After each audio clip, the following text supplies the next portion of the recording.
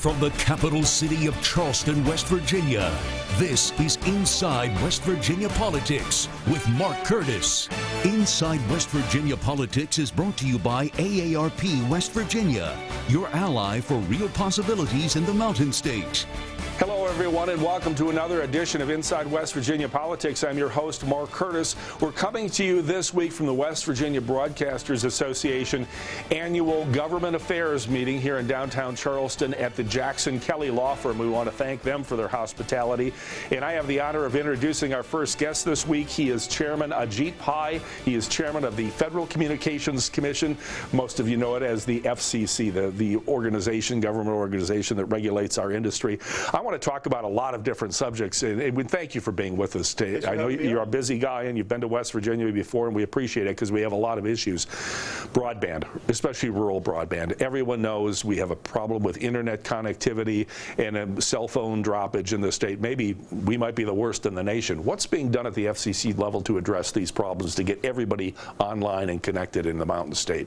Well, the top priority for the FCC has been closing that digital divide, that gap between Americans who have access to the internet and those who don't. And this isn't just a professional responsibility for our agency. It's a personal calling for me. I grew up in rural Kansas, so I know what it's like when you grow up without access to some of those technologies. At the FCC, we have two basic tools in the toolbox. One is to modernize our regulations, to give companies a strong incentive to deploy that next generation broadband infrastructure. And the other one is our Universal Service Fund, which is a fund of about $9 billion each year that we were retargeting to unserved parts of the country. We want to make sure that every American, especially folks here in West Virginia, get access to that technology, and the Universal Service Fund is an important way of doing that. You had a great quote in your biography on the FCC website where you said, you know, a great idea, the only thing that's standing between a great idea and an execution is a good internet connection. And that's true. In the day, you know, this is something 20, 30 years ago we didn't have, and now it's the way of doing business in the world. Absolutely, and I had a chance to see that for myself here about a year ago when I visited a couple of small towns in West Virginia. One place, Cape and Springs, which didn't have good internet connectivity, and some of the business owners there told me, look, we're struggling in part because people who want to live here want to have internet access, and to do our business we need to have internet access. Went down the road to another town that did have good connectivity. They're growing jobs. There's a sense of optimism about the future. We want to make sure that every community in West Virginia has that sense of optimism, and no matter where you happen to live, you should have what I call digital opportunity. Well, and the stories are legion of parents driving their kids to school at night so they can park outside the schoolroom because the schoolhouse has internet connection, but they don't have it at home, and this is the way the kids can do their homework. It's so frustrating, and just a couple of months ago I was in Mandan, North Dakota, and I had a chance to visit with a farmer who for the first time, thanks to our policies, was getting a gigabit fiber connection. Didn't have anything before, and when I asked him what a difference it would make, he mentioned the fact that he and his wife would no longer have to drive about 30 minutes west to go to a neighborhood McDonald's, get their kids Wi-Fi, and allow them to upload their homework. I mean, that's something that folks in bigger cities often don't appreciate. I want to talk about another issue that's very near and dear to the broadcasters community, and that's the ownership cap. Our parent company is Nexstar Media. We own over 200 television stations in the country. A lot of folks probably don't know this, that ownership is capped. As soon as you reach a level of a number of stations that serve 39% of the U.S. population, you can't own any more stations. And we're hoping that gets removed. A lot of broadcasters are, because there's no cap like that on Facebook or the internet. Where does it stand in terms of trying to raise the ownership cap?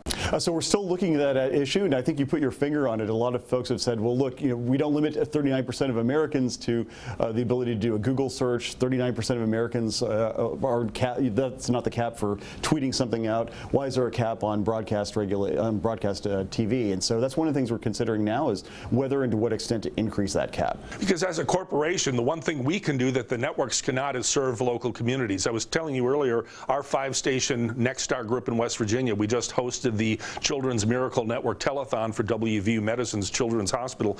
Collectively raised $1.2 million in a day's time. Now, if we were a single station operator in the state, there's no way we could do anything like that. But we have the staffing and the resources to do local programming like that that does good for the community. And, you know, looking out across the nation, we want to be able to do more of that. And one of the ways to do it is to have multiple stations in every state. And to me, that highlights one of the best things about broadcasting is the fact that you are so local. No matter what market you're competing in, you're responding to the needs of your community, and you go above and beyond through initiatives like that, helping people and in a way that very few other sectors of the communications economy really do. Well, we loved it. It's you know, it's to us as broadcasters to be able to, and you look at those children who are ill, suffering from cancer, certain injuries, and to know that we're helping them and helping their parents is a big thing for us, and we want to do more of it. Speaking of which, the doctors at WV Medicine, to a person, kept bragging on the telemedicine and what a great advantage is. This is where, you know, whether it's a child or whether it's me at home, I can stay at home and my vital signs for certain illnesses are transmitted to the hospital, to the doctors. I mean, what's going on in the world of telemedicine as you guys try to facilitate it? It's such an exciting time, and to me there's so many good things about broadband, but to me telemedicine is one of the best. There's such a gap in access to healthcare in this country, and if a healthcare facility has a broadband connection, they can extend their expertise to small towns where it can be difficult, if not impossible, for folks to attract a doctor to practice there. And so I've seen it in small towns and big cities alike that telemedicine is a way of getting people better access to healthcare. But as you pointed out now, healthcare can extend because of technology even outside of the hospital facility. If you're a diabetic patient, if you're at risk of a heart attack, you can have wireless sensors and the like track you so that providers can intervene quicker before problems become emergencies. Well, these are all fascinating topics, and we want to thank Ajit Pai. He's the chairman of the Federal Communications Commission, better known as the FCC. Thank you for joining us. When you're back in West Virginia, I know you're coming back. Come and sit down with us again. This is fascinating. There's so much more to talk about. Love to do it. Thank you, Mr. Chairman. Thank you. And we'll have more of Inside West Virginia Politics after this break. Stay with us. Now back to Inside West Virginia Politics with Mark Curtis. Well, to have the chairman of the FCC here to talk to our broadcasters is great. So any concerns that they have about technology or signals or spectrum, I think that the chairman will be able to respond to that. And welcome back this weekend on Inside West Virginia Politics. We're coming to you from the West Virginia Broadcasters Association Annual Government Affairs meeting hosted by the Jackson and Kelly Law Firm here in downtown Charleston. We want to thank them and introduce our next guest, Senator Joe Manchin, Democrat, West Virginia. Thanks, Great Mark. to have you on the program. And you always have an interest in broadcast and commerce issues, and we appreciate that. I was talking to Chairman Pai about the issue of broadband connectivity, especially in the rural parts of the state. We may still have the worst connectivity issue for both internet and cell phones in this country. What do you want done about it? Well, basically, if you lived in rural America or rural West Virginia in the 1930s, you probably didn't have electricity. Your grandparents or great-grandparents didn't have access to electricity. And then we got rural electric connectivity. You know, basically, when FDR gets elected, first thing he does is electricity. He says, if we're going to be a developing nation, everyone has to have access. Well, fast forward, 21st century, same thing. If we don't have access to broadband, high-speed internet, cell service, we're not going to be able to move forward and keep pace with the world. And you take issue with the mapping. The FCC has mapped area. The mapping is totally wrong. Pai knows. When you say it's wrong, there are areas of this state they say have coverage that really don't. Well, we've proven that. We already sent him 100 letters just, I think, this past week. We sent him 100 letters that people did their own speed test. We're asking people, step forward and do your speed test. Call my office, get on my website. We'll show you how to do a very simple speed test. The best time to do speed tests is between 5 and 7 o'clock in the evening when kids are out of school and everybody's on or trying to get on, and finding out that you have none or very low compared to what the maps are showing you have coverage. And the reason for this is we have to change these maps and make sure they're accurate, because we will not be able to access the money that's going to go for rural broadband connectivity. And there's billions available, correct? No, so if we have accurate maps, we'll get more money. There's going to be $20 billion distributed fairly quickly. Okay. And that's what I've been arguing for and fighting for. I'm the only, out of 535 people in Congress, my office is the only office that basically took them on. And we're challenging the FCC. And now we got more people doing it. And it has to have a process to where the FCC makes it easy for the consumers to say, this is what's not working. No matter what you're saying, it doesn't work. I can't even get cell service. And you're saying I have connectivity, and my kids, I got to drive them to be the front of the school before they can do their homework at night? Something's wrong. Let's talk about another issue that I think you and the chairman may disagree on, and that's the ownership cap. Our parent company is Nexstar Media. We want to see the 39% ownership cap, audience cap lifted so we can own unlimited television stations in this country and do more of the good work we do at the local level in more places. There's no restrictions on internet. There's no restrictions on Facebook. Why, as broadcasters, should we be capped at 39%? Well, here's the thing about 39% cap, okay? When they took off the fairness doctrine, and now you're saying, what's the fairness doctrine? doctrine. We never knew we had one. Yes, we did. Up until 1997, there was basically a doctrine, fairness doctrine, that the FCC enforced on you and every other station, that basically you had to show both sides of the story. You couldn't have one media center going far left or far right as we have today, skewing the whole process and basically dividing our country up and dividing the people to take sides. The fairness doctrine basically kept you in check. So if someone said something on the Democrat side, Republicans had a chance to rebut it and get as much time. If you did that again, take off the 39.5. But until we know there's going to be a balance in how the open, free press is to work, then I've got to have, I want to make sure that we're doing it in the right way. Well, I like to say as a reporter, I'm guided by my conscience, and I make sure I get both sides of the story. I don't know that Mark, that needs a legislative fix. You're one of the good guys, okay?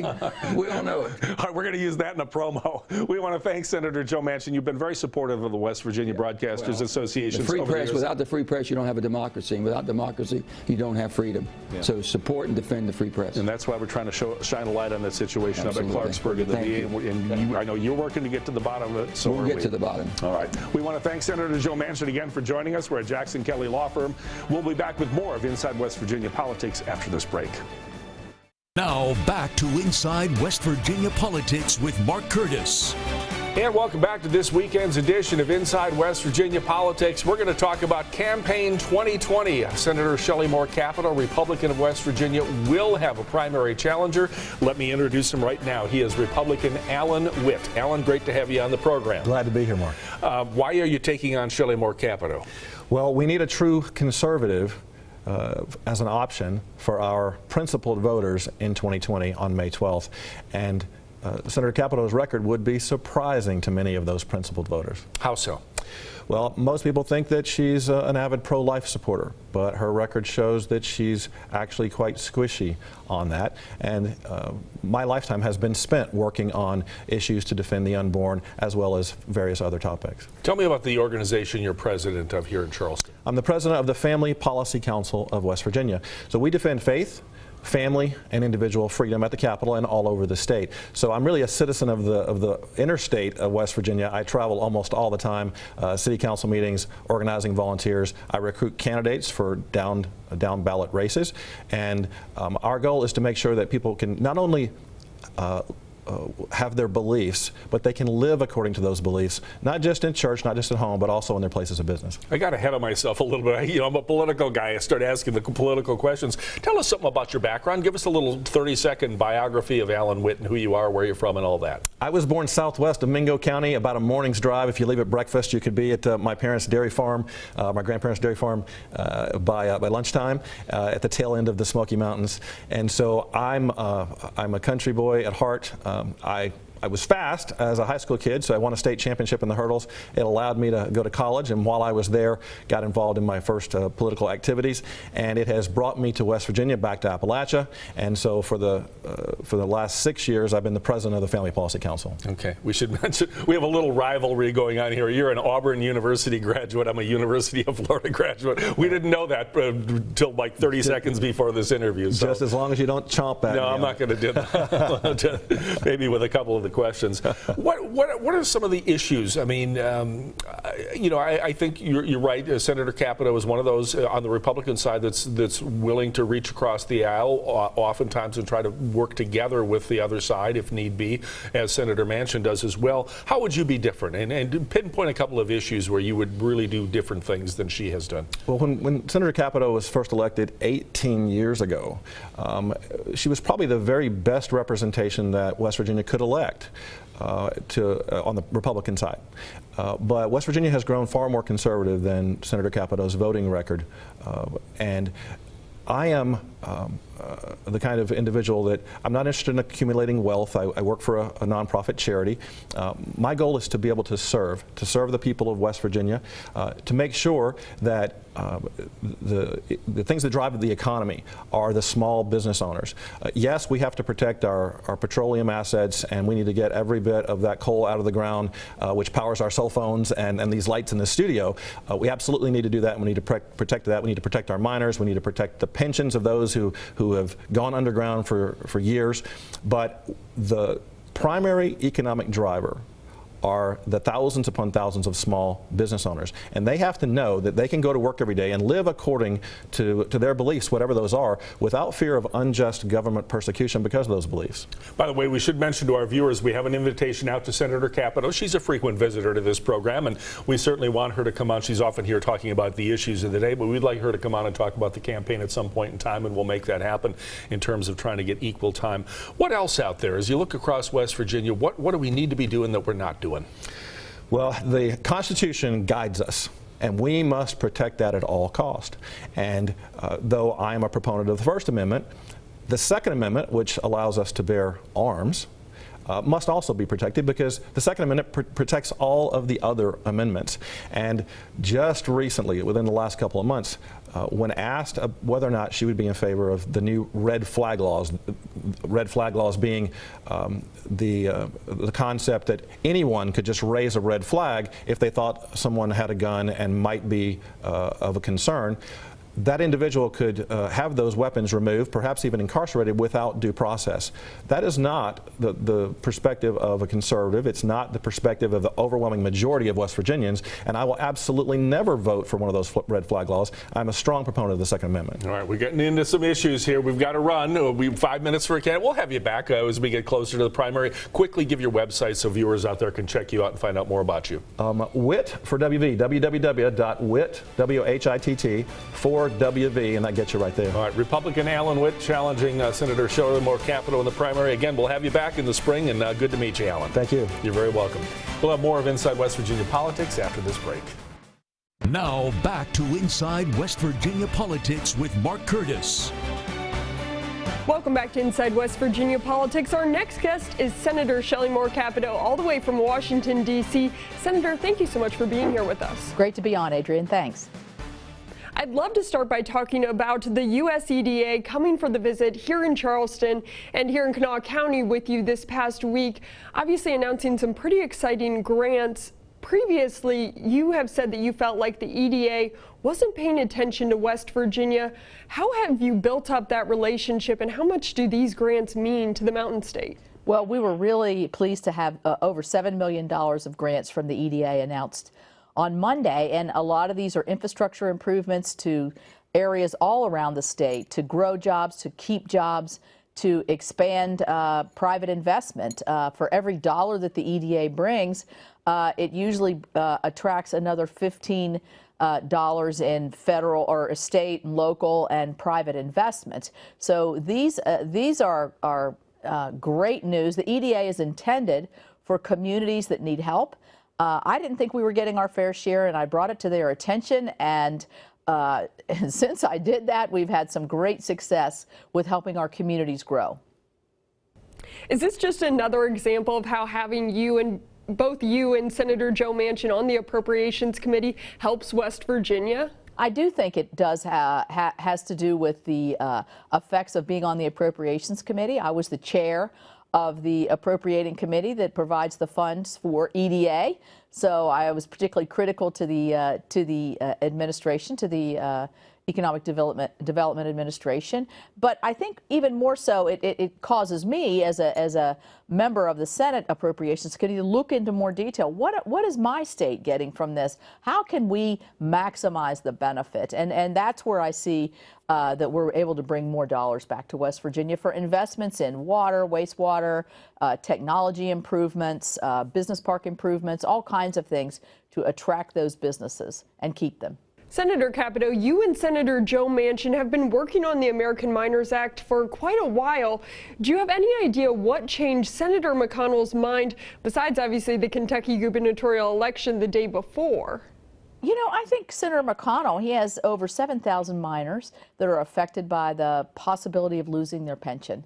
And Senator McConnell has always expressed to me in the many, many conversations that we've had his concern for those miners. At the same time, his support on the American Miners Act is absolutely critical.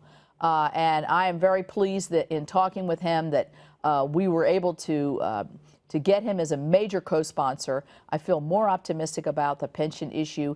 Time is of the essence because of the Murray bankruptcy. And I think it's important to note also that it is a bipartisan bill. We've worked on it for a year, the years actually. The miners are here every month telling us the stories. I saw 3 of them when I was home last weekend, who we talked in great depth about it. So I feel optimistic. It's not done yet, but certainly having Senator McConnell is a major boost. And then quickly, this will be an election year for you. We had Alan Witt, your primary challenger, on earlier in the show.